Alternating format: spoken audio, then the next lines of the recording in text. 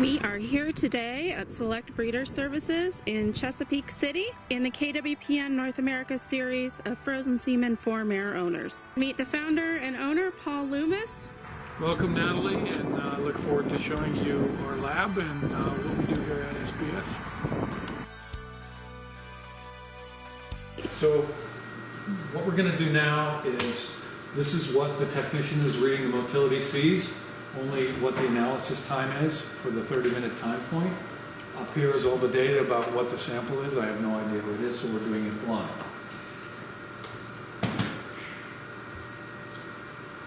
The tubes are only labeled 1 through whatever, 1 through 5, 1 through 10. So no Stallion name, no date, anything like that? No Stallion name, whether it's one of our bioassay straws, I have no idea. So we're going to thoroughly mix the sample. Again, this has been diluted and incubated for 30 minutes at 37 degrees.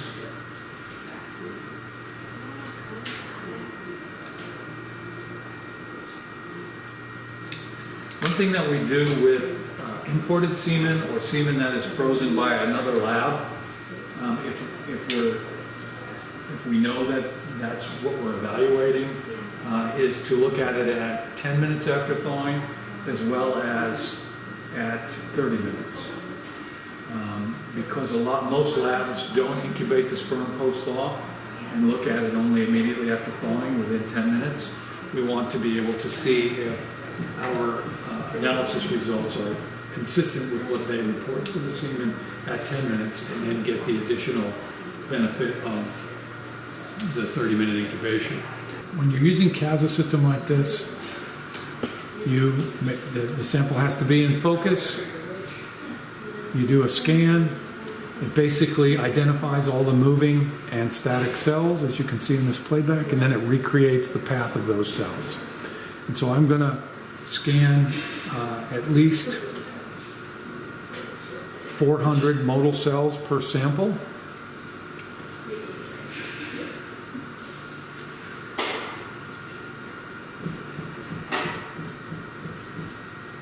The system is calculating the motility for each of these fields independently and then adding them together.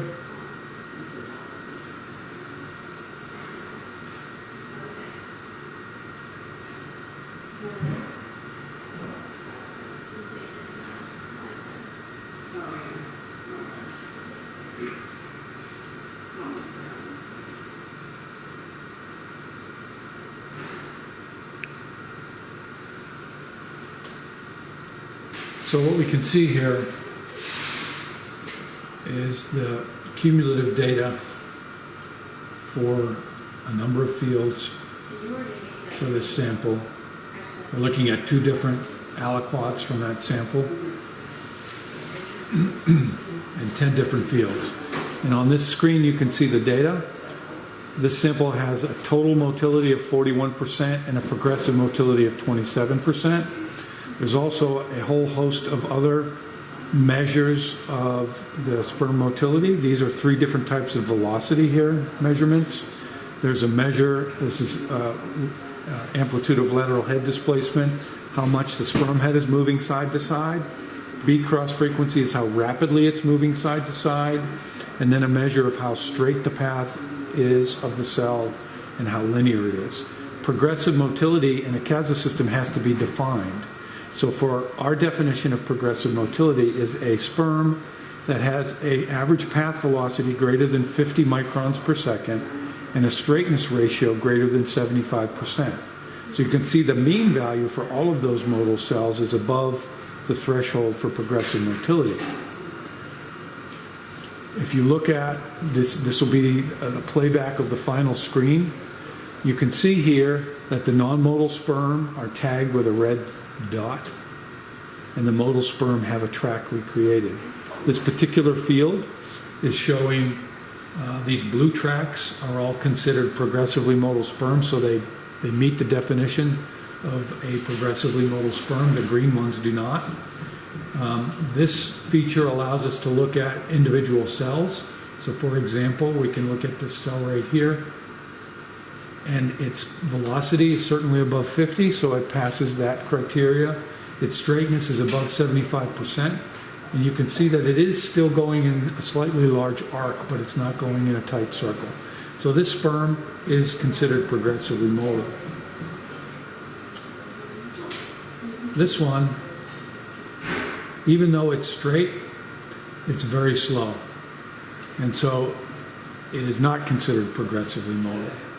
So if you ask somebody to define progressive motility, most of the times you'll hear them say sperm that are moving relatively straight in a progressive fashion with a relatively rapid velocity.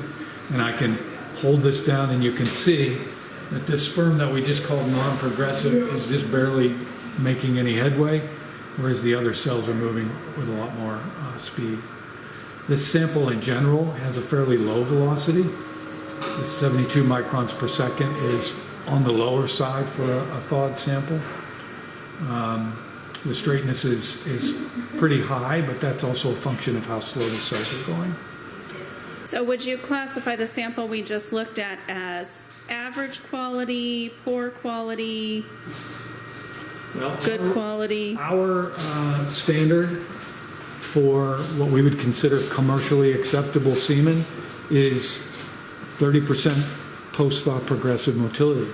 This one's 27. So I would consider it poor quality. It's not the worst I've ever seen. It doesn't mean that you can't get pregnancies with this. That 30% cutoff is somewhat arbitrary, but most of the semen that we freeze that gets commercially distributed is considerably better than that. So 27% is marginal. Okay. But again, motility is not the only answer. This sample, if enough sperm are inseminated, potentially could have just as good a fertility as sperm that has 35% motility. It just depends on the inherent fertility from that stallion and the number of cells that are inseminated in the mare, how close to ovulation. There's a lot of factors that go into determining what the fertility of a sample is going to be. Okay, so we are going to look at a second sample here to compare from Stallion B.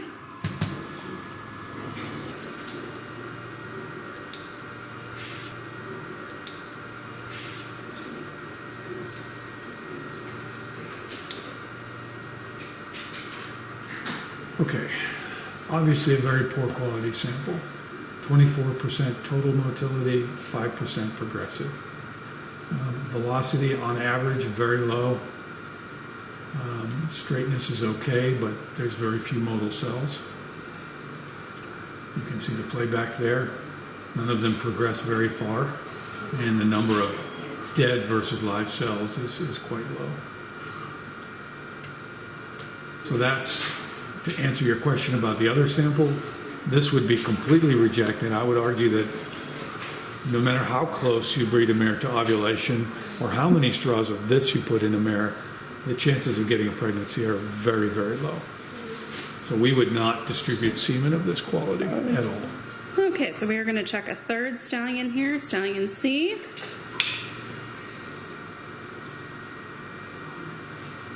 So a better quality sample. And again, I'm going to move across numerous fields so we get an accurate representation of the sample as a whole.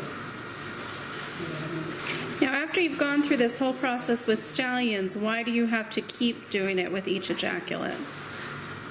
Because there can be variability in how the semen freezes from one ejaculate to the next. If a stallion is on a regular collection schedule and your laboratory process is pretty consistent, then the post-op quality should be fairly consistent. Normally, if there's a considerable difference from one day to the next, it's from one or two reasons. One is because you had a bad collection that day, and that could be because the stallion was overly stimulated and the concentration was really low, or a number of factors. Or there was some inconsistency in the procedure in the laboratory in producing those doses. And so our job as a production lab is to be as consistent as we can in how we apply our process, which is why we use control rate cell freezers. We have very standardized operating procedures that all of our labs follow in order to minimize any variation that may be due to the variability in the protocol from one day to the next.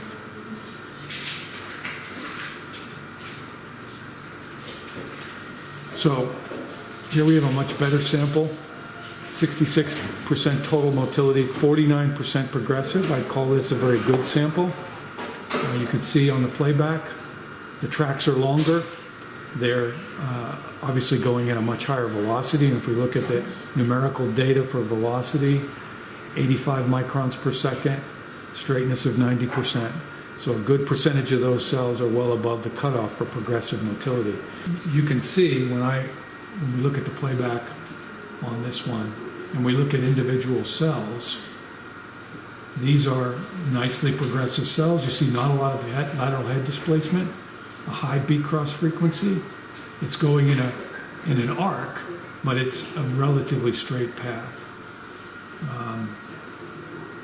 Here's an alternative. Okay, the sperm is clearly going to end up going in a circle. This is a perfect example. Our definition for progressive motility has to be above 50 microns per second for velocity. It's well above that. And above 75 for straightness. Look where it fell. This particular cell is 74% straight.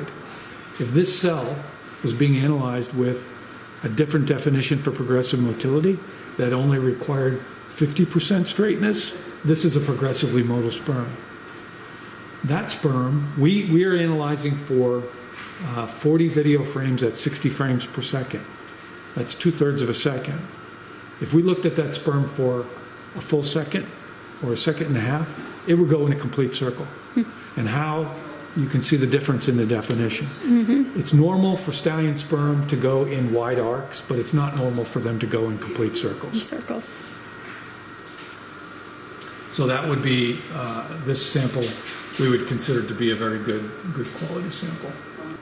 So we're currently drawing up sample number 4, Stallion D. This sample is interesting because we've got a number of sperm that are circling. So when we look at these tracks when we're done, you'll see a variety of different kind of patterns. So this sample, 57% total motility, 32% progressive. Notice the big difference between total and progressive motility. It's almost half. Most of the time when people do subjective motility by looking through a microscope and guessing what the total and progressive motility is, they report numbers like 55-50, 55 total, 50 progressive, 60 total, 55 progressive. It's usually 5 percentage points difference between total and progressive, which is a subjective bias. When you actually look at the data and when you actually look at an objective method, the difference between total and progressive motility is usually much higher than 5 percentage points. And that takes a little while for people to get used to, who've always sort of gone 60-55 or 60-50 or whatever. Most people tend to overestimate progressive motility when they do subjective motility estimates. So this sample, if we look at the tracks here, that picture tells you a very different story than the other horses we've looked at. Even though the total motility was the same as the last one we had, pretty much, the progressive motility is much lower. So you asked me before the difference between total and progressive motility. Look at these tracks, all these little green circles. Those sperm are not likely to be very fertile. Now, they may be damaged. They may have morphological defects on them that are causing them to swim in a circle.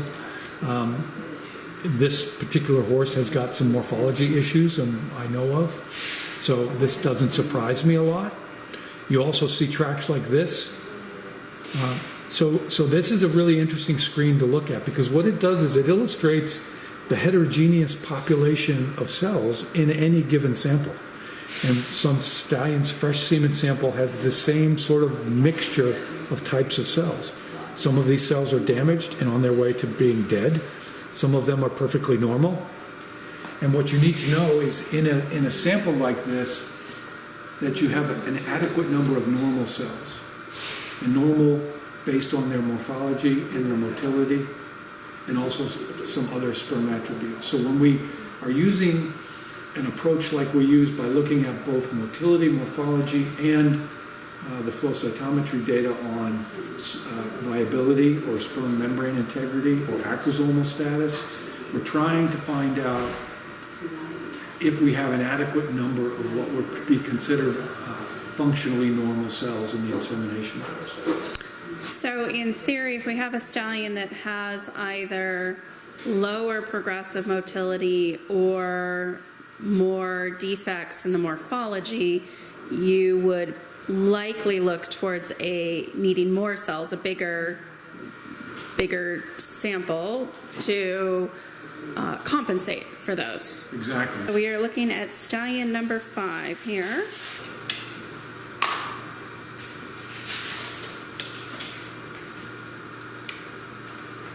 Again, this stage is heated, 37 degrees. This is a heated plate. This is a heated aluminum block. Everything is kept at 37 through the entire process. This looks like another sample with a fairly high total motility, but also some non-progressive cells.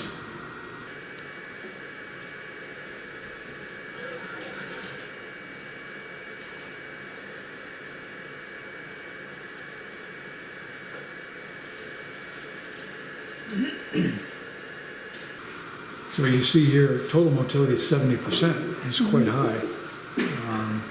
Progressive motility is only 37. So if we look at those tracks, here's another interesting sample because you see all kinds of different patterns. Some really, really linear, progressively motile sperm here. These very straight blue tracks without a whole lot of head deviation. Some tight circling sperm, like here. And then also a sperm like this, which has a lot of lateral head displacement. It's moving from side to side quite a lot.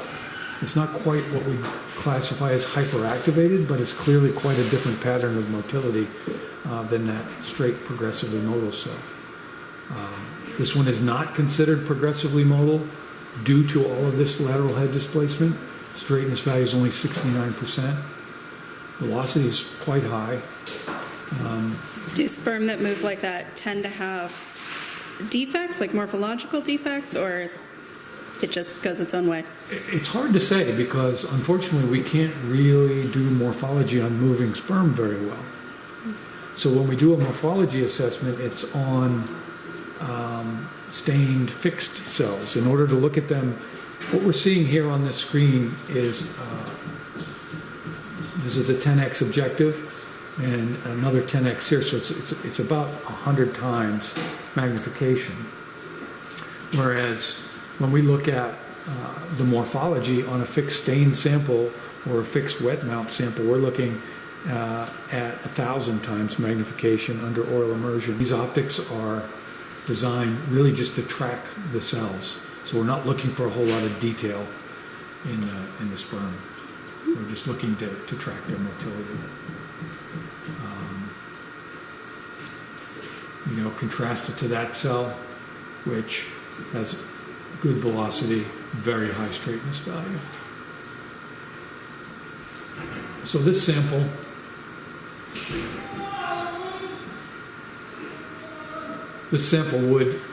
would be considered acceptable. It would be okay.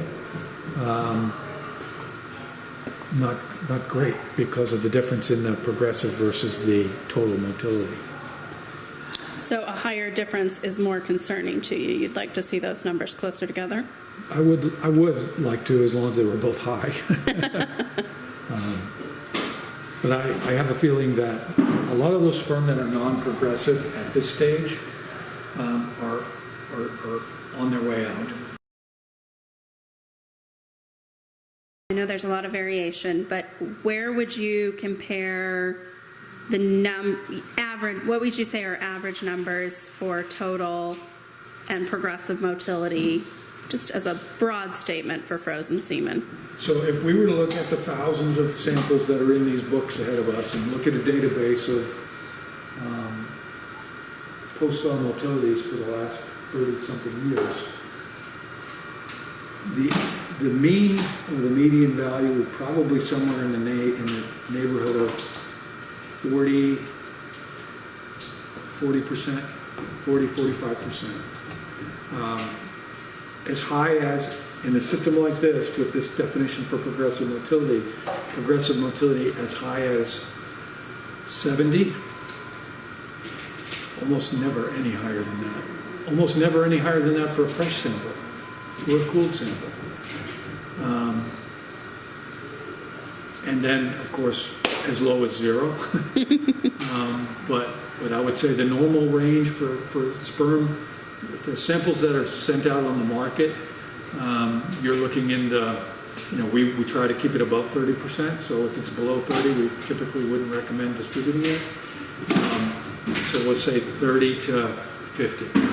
If you receive a sample with a report that comes from us that says the post-star motility is 50% progressive, you should be really happy. That's a very good sample. And I hope you understand how critical the analysis is for a sample to reach 50%.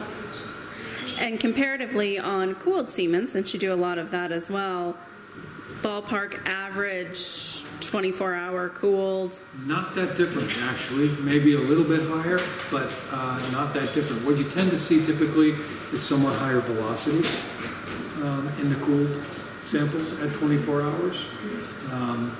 But again, the fresh sample is going to be on average 60-65% progressive, and at 24 hours 50.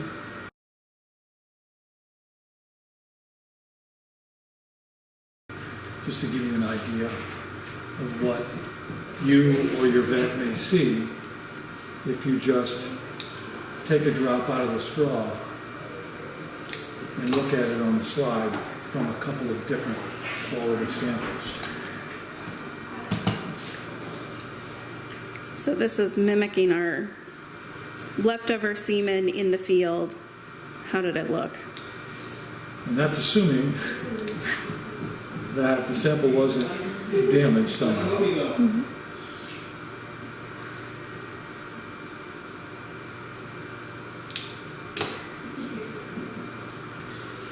This is what you might see if you took a drop.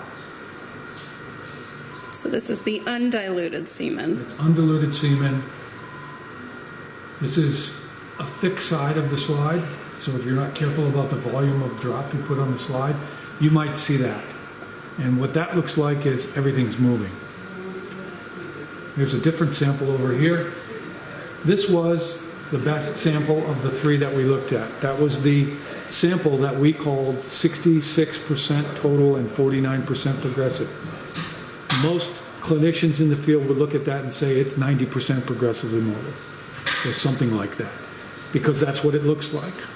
Because it's very active. It's very active. You cannot see if any of those cells are moving in circles. So, you can't do a critical evaluation like this, but if that's what you see when you put a drop on a slide, you should be ecstatic, because that's obviously a very good quality sample. But keep in mind, that's a sample that we in our lab, after a 30-minute post-thaw incubation and dilution and a CASA analysis, was 66% total and 49% progressively mobile. That's what that looks like. Last sample we looked at, which had a lot of circling sperm. I think it was about 70-30 something. Yes. You can't tell that. They both look really active. Mm-hmm. This one actually looks like it has more dead cells.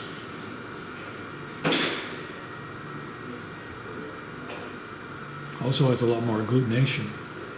What you see here is, if you were to look at this at a higher magnification, it's probably an epithelial cell in that ejaculate, which gets sloughed from the urethra, and sperm tend to attach to it, particularly those that have active sperm membranes. I don't like to see a whole lot of agglutination. It could be an extender factor too.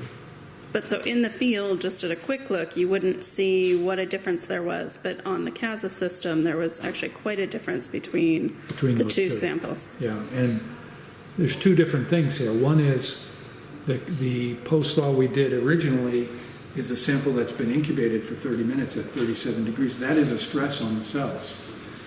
This raw sample was just sitting at room temperature. Sperm don't like to sit at 30, despite what it's counterintuitive, but they will live a lot longer at room temperature than, as long as they're in the extender, than they will at 37 degrees.